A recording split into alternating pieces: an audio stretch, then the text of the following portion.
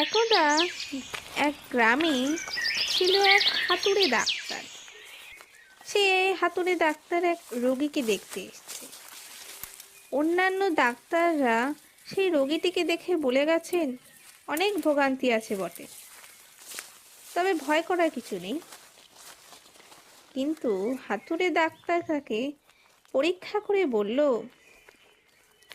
তোমার বৈষয়িক কাজকর্ম কিছু যদি থাকে তা তাড়াতাড়ি মিটিয়ে ফেলো, কারণ আমি বেশ বুঝতে পারছি বড় জোর কাল অবধি তোমার আয়ু।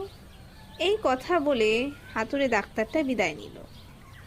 কয়েকদিন পরে অসুস্থ লোকটা বিছানা ছেড়ে বাইরে বেরিয়েছেন। শরীর তার দুর্বল, মুখ ফ্যাকাশে, কোনো রকমে সে চলতে পারছিল। তাকে দেখেই হাতুড়ি ডাক্তারটা বলল, নমস্কার, তা ওখানকার খবর কি? রোগী বলল, খবর তো সব ভালোই, তবে হ্যাঁ, সেদিন সেদিন যম আর নাকাসুরের মধ্যে যেসব কথা হচ্ছিল তাতে বুঝতে পারলাম এখানকার ডাক্তারদের ওপর তারা বড্ড রেগে, কারণ ডাক্তাররা তো লোকেদের মরতে দিচ্ছে না। অবশেষে তারা একটা লিস্ট তৈরি করে ফেললেন যেসব ডাক্তাররা শাস্তি পাওয়ার যোগ্য। তোমার নামটাও লিস্টে উঠেছিল।